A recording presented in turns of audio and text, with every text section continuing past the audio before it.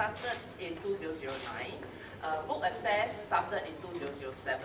So it started with me and Andrew. We are husband and wife with a very simple mission, which is to increase readership in Malaysia. 2% of the Malaysians were reading when we first started the business in 2007. Is it better? Okay, thank you, thank you. And at that time, we started a very small bookstore. It's only 500 square feet. And the sole mission to increase English language literacy, as even most of the graduates in Malaysia are not even speaking English. And of course, to improve and increase readership, as many of the Malaysians are not reading. I personally didn't have the privilege to grow up in a family that reads. Both my parents are not English educated, they don't speak a word of English, and they don't read. So I don't grow up in a house full of books. I don't grow up with parents reading to me, and I realize the importance and the difference of someone who don't grow up reading versus a classmate who that reads. Is a very big difference.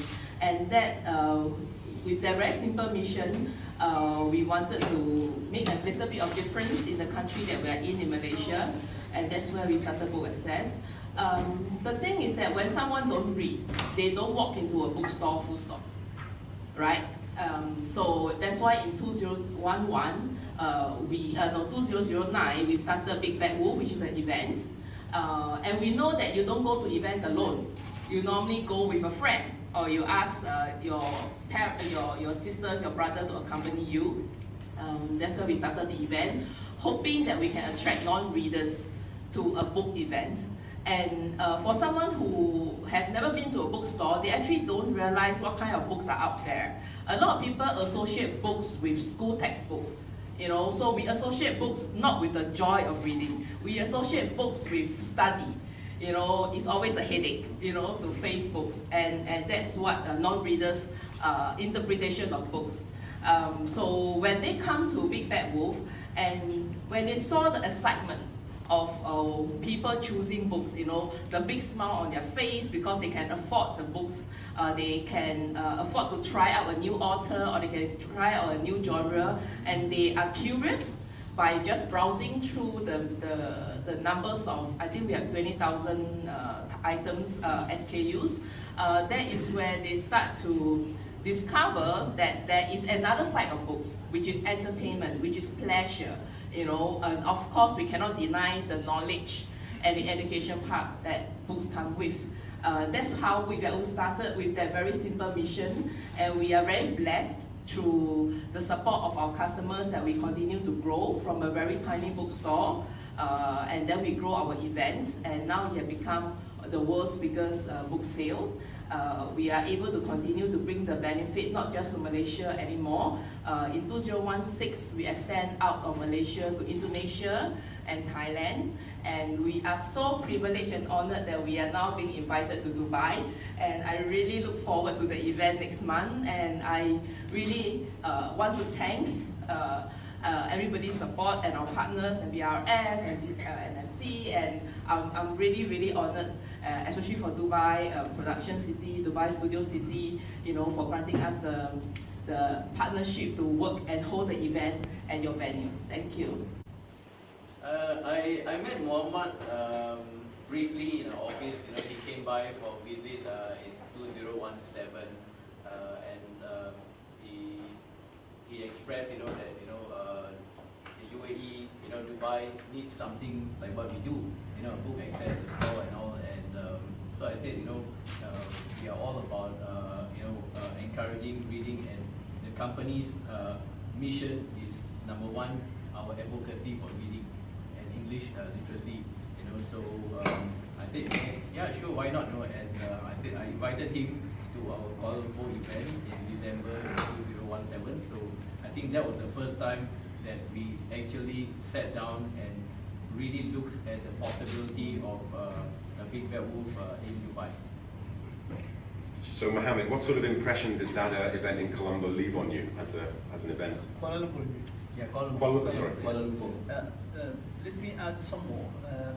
The love story. Big Bad Wolf actually started started a decade ago.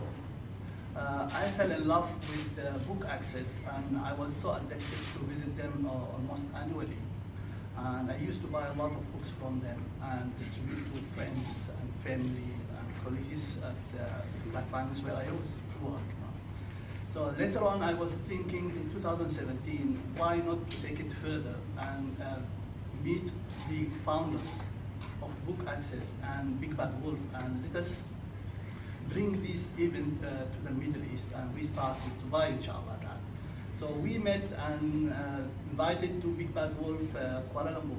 When I visited Big Bad Wolf Kuala Lumpur for the first time, imagine that I have seen a huge book hypermarket.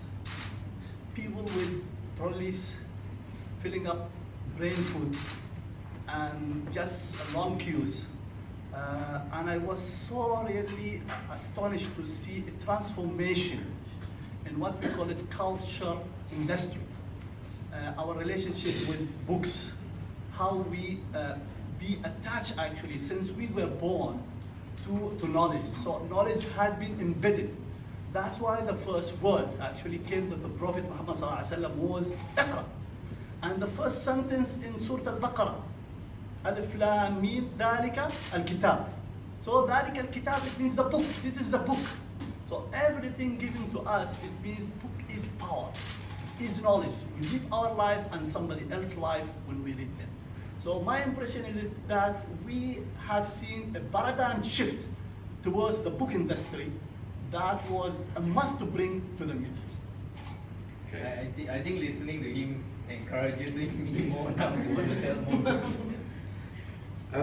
You've touched on it there a couple of times, all three of you actually, this idea of sort of mission of Big Bad Wolf Books in terms of spreading or advocating English literacy. That's not necessarily the main focus in Dubai though, is it? Here, you see, we've got the English literacy is very high, first of all. We've got almost 200 nationalities in Dubai. But we want to cultivate the habit of loving books. Many people actually, when I talk to them, they abandon the physical books to what they call it e-books. But actually they do not read e-books, but that should be maybe myself.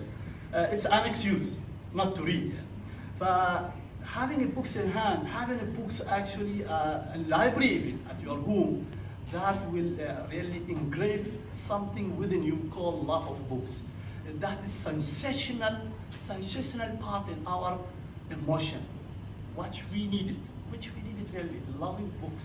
Actually what they say, the Abbas Mahmoud Al-Aqad, what he said, when you read more books, your life prolong.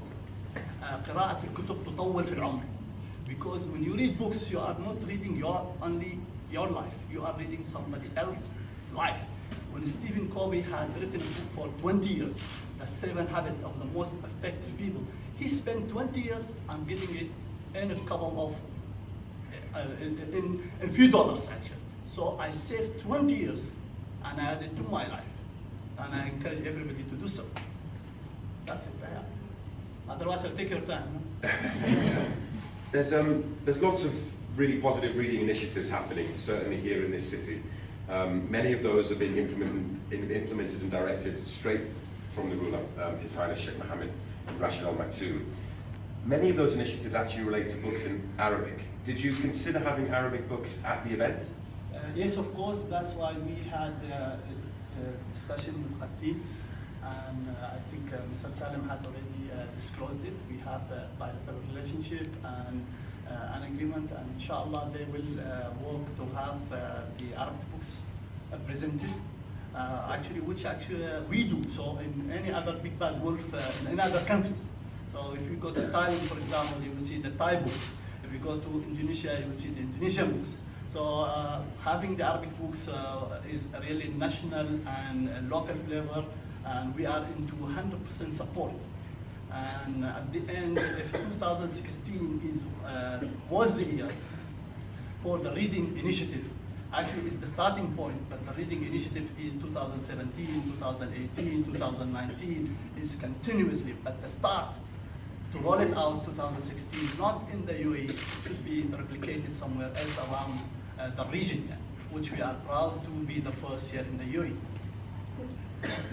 So I think this old saying, which has sort of certainly been in my mind today, is, you know, a turn up for the books. I think obviously there's going to be a tremendous amount of people here coming to the event, and hopefully our media coverage and everything else, the social media campaigns that go around the event will help generate that footfall too. But can you share some of your sort of aspirations, I suppose, for what you expect out of those 264 consecutive hours of book sales at Dubai Studio City next month?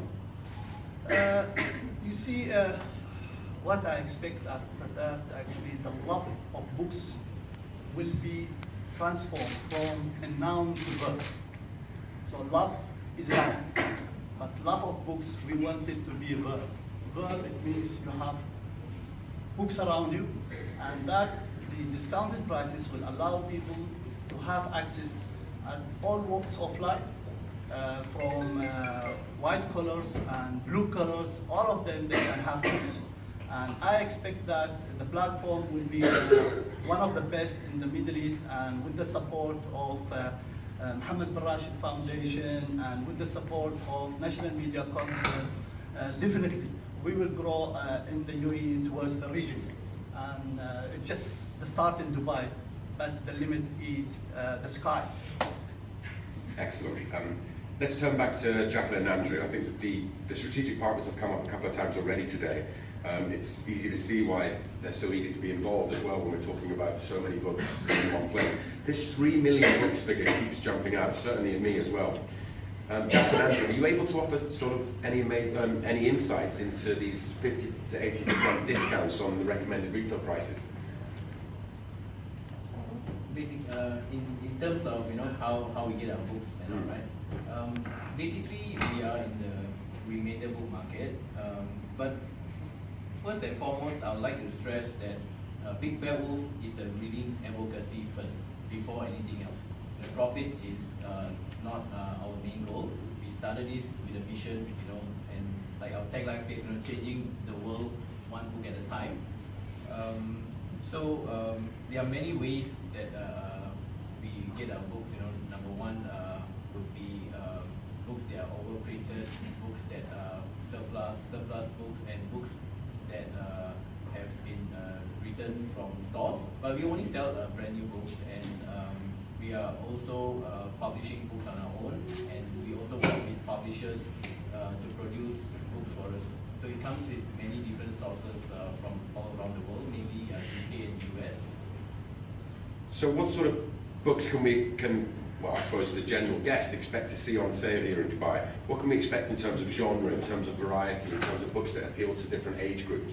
I think basically the Big Bad Wolf sale attracts books from age 0 to grandparents.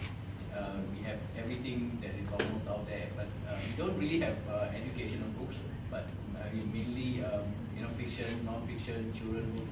Children will always be the biggest category. Are there any books that aim more at a sort of professional audience? Are there sort of industry books for, say, architects, for interior designers? Are there any sort of... Yes. Yeah? There will be books for designers, architecture, business, self-help. I think is you look at us as a huge bookstore.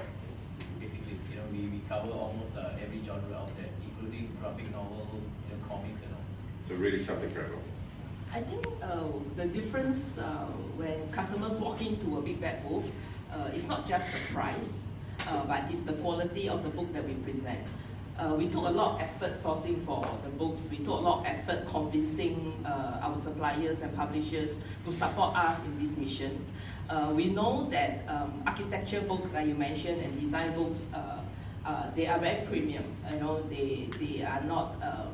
They are very niche. You know, of top quality production, and it's very hard to get this type of books at the price that we wish we could sell them for. We always have a selling price in mind first, because that is the price that we want you not just to buy for yourself, but to buy for someone else. You know, we want you to buy a book as a gift, to give to someone else. You know, it could be a colleague, it could be a friend, it could be a nephew or a niece. And that has to be the magical price that you don't have to consider so much.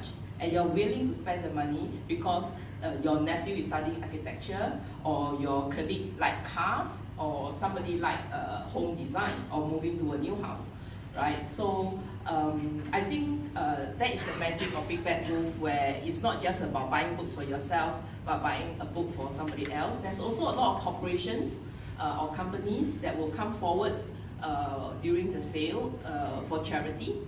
And that really touches our heart, because a lot of corporations do have a budget for charity. And what's the best thing than to buy books, right? To give to orphanages, or to support libraries or schools in rural areas.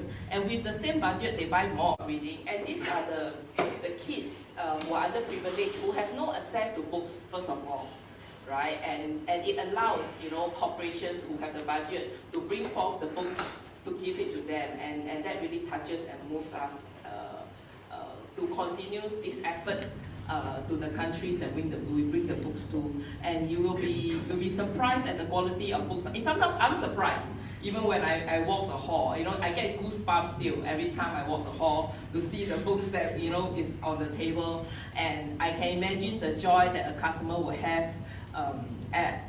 Maybe not so much for U.A.E country, but we have been to countries that do have a huge population that are lower income. And you could see that they have never had that privilege, to be able to buy an imported book. Sometimes they don't even have access to the imported book because of the limited bookstores that is available in that country. And when they step into Big Bad Wolf, and maybe they could only afford to buy 1 or 2 books. But that actually satisfies me more than someone who buy a big trolley of books. Because these are the people that would really benefit just because the Big Bad Wolf event is held at that country. Actually, the best thing in Big Bad Wolf that you've got the option to be a member. So still you will be connected with Big Bad Wolf, regardless of the 11 days, 24 hours. So you get the newsletters, you get a website, which is book access. They have crazy sales, crazy prices over there, which they ship globally. And we've got, which is a donation initiative as well. So we will have a charity organization along with us.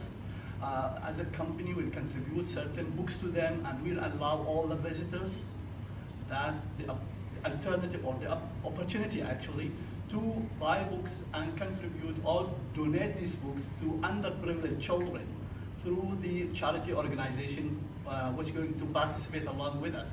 So it is just more than a book fair. It is an event, it's celebration. It's a reader visited. It's a community-wise.